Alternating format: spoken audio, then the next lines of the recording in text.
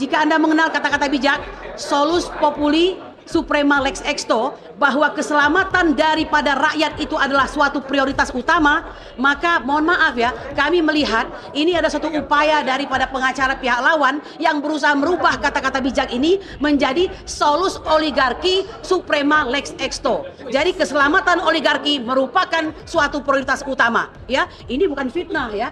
Kami ingin mengatakan sudah seharusnya jika yang Anda maksud dengan berdamai itu bukan berdamai untuk kong kali kong, ya, bukan berdamai untuk saling kedip mata, ya, berapa yang kau mau, berapa yang kau minta untuk bisa menyelesaikan masalah, bukan itu ya. Apa yang dimaksud dengan berdamai itu?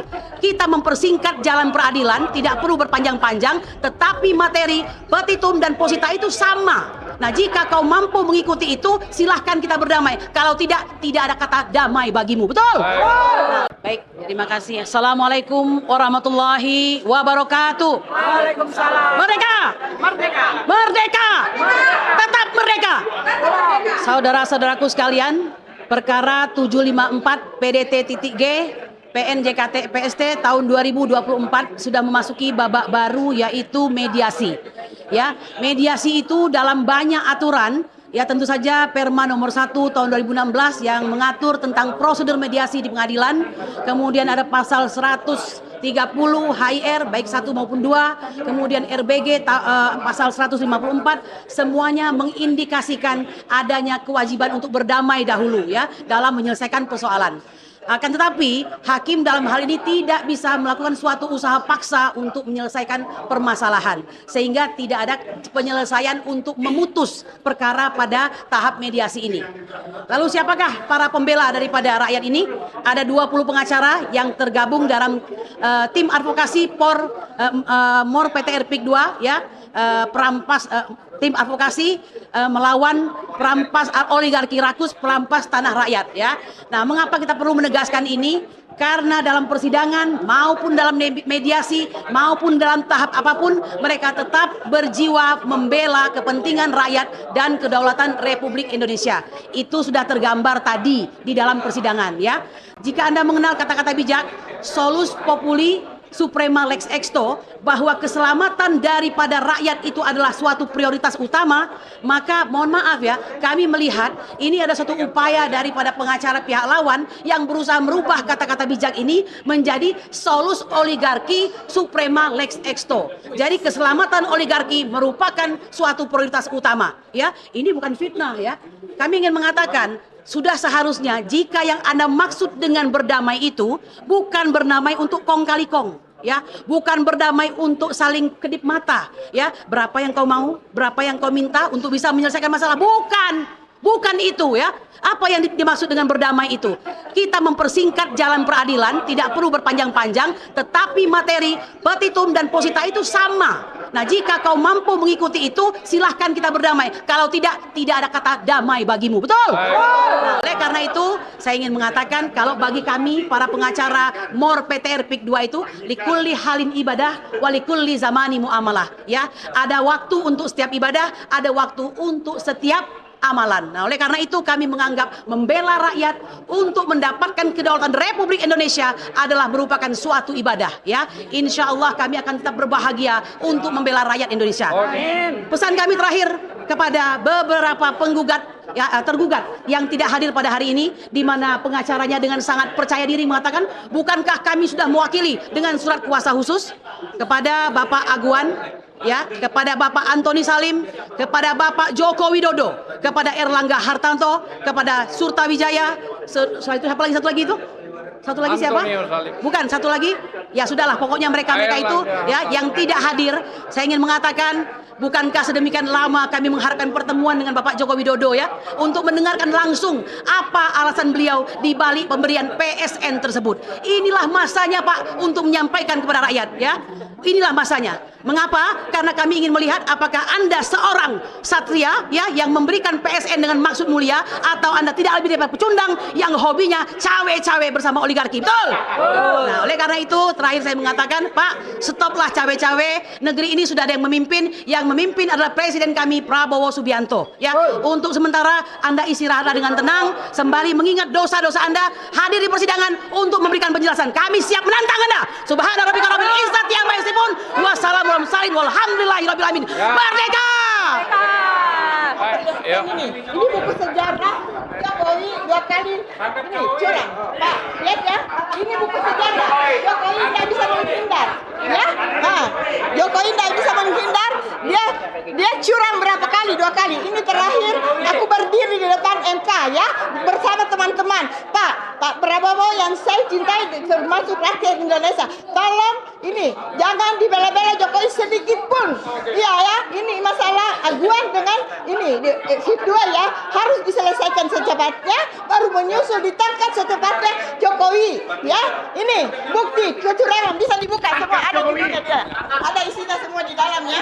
Ada isinya semua di dalam tercatat itu ya.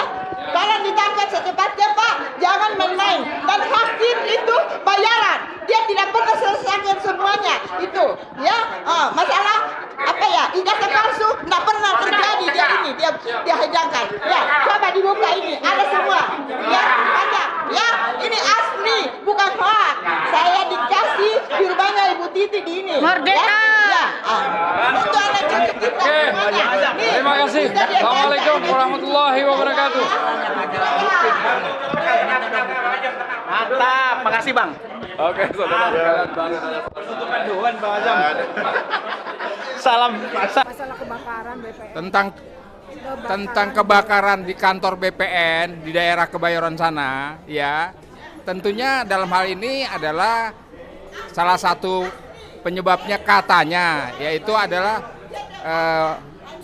salah satu staf lupa mematikan laptopnya. Sehingga dari laptop itu kepanasan dan sehingga terbakar, timbulnya seperti itu. Ya, alasan-alasan seperti itu boleh-boleh saja. Ya, tapi kan tidak tertutup kemungkinan alasan-alasan di luar daripada kesalahan itu ya bisa saja karena ATN atau BPR ya. Betul, ATN BPN ya saat ini sedang rame-ramenya terhadap kasus PIK 2 kan begitu. Nah, apalagi mereka memblokir sekitar 15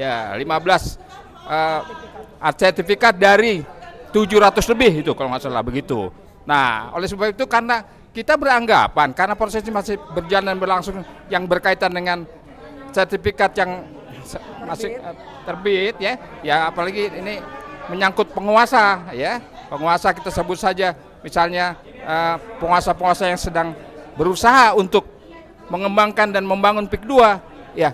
Kita hanya berasumsi lah ya. Betul. Kita berasumsi ada pihak-pihak yang tidak suka dengan cara-cara seperti itu. Nah, jadi kita bisa saja beranggapan bahwa kebakaran di BPN ATR itu bisa saja ada unsur-unsur kesengajaan, sabotase. Kira-kira begitu. Oke. Tambahkan? Ya, terima kasih. Tambahan Bu. Seperti yang disampaikan oleh Bapak Menteri ATR BPN bahwa ada indikasi kebakaran itu adalah sabotase. Artinya kemungkinan itu bisa saja terjadi karena di pusat BPN itu sedang kebingungan bagaimana mengatasi permasalahan yang ada di masyarakat bahwa dengan timbulnya atau dengan terbitnya 250 lebih sertifikat di atas laut itu akan menjadi problematik tersendiri yang itu merupakan permasalahan yang sangat besar. Cuman kenapa? Kalau saja langit, kenapa nih Sati masih oligarki dengerin? Kenapa langit juga tidak dibikin sertifikat? Ini untuk oligarki. Mungkin kalau mereka bisa akan membuat juga sertifikat di atas langit. Karena sertifikat di laut aja sudah mereka buat. Jadi sertifikat di atas langit pun kalau mereka bisa akan dia buat. Bagaimana caranya bekerja sama dengan para pengkhianat negeri. Intinya negara ini negara hukum. Di mata hukum semua kedudukannya sama. Jadi berkaitan dengan ketidakhadirannya para oligarki yang sudah dipanggil, ada indikasi seperti yang tadi rekan kita sampaikan bahwa mereka memang sudah tidak beritikat baik. Mereka sudah merencanakan dengan berbagai alasan tidak bisa hadir ke luar negeri lah apalah. Intinya kita harus mengedepankan bahwa hak seluruh warga negara Indonesia di mata hukum adalah sama. tidak ada istimewanya. Siapa itu Agun, siapa Aguan, siapa itu Antoni Salim. Semuanya itu tidak tidak beda dengan rakyat biasa. Hanya mereka yang membedakan. Mereka punya uang, mereka bisa membayar semuanya. Demikian kami sampaikan dari hasil mediasi yang sudah kami sampaikan tadi sudah dilaksanakan. Terima kasih. Terima kasih Bu atas waktunya. Mudah-mudahan ini jadi pukulan buat Jokowi sehingga Jokowi ditangkap.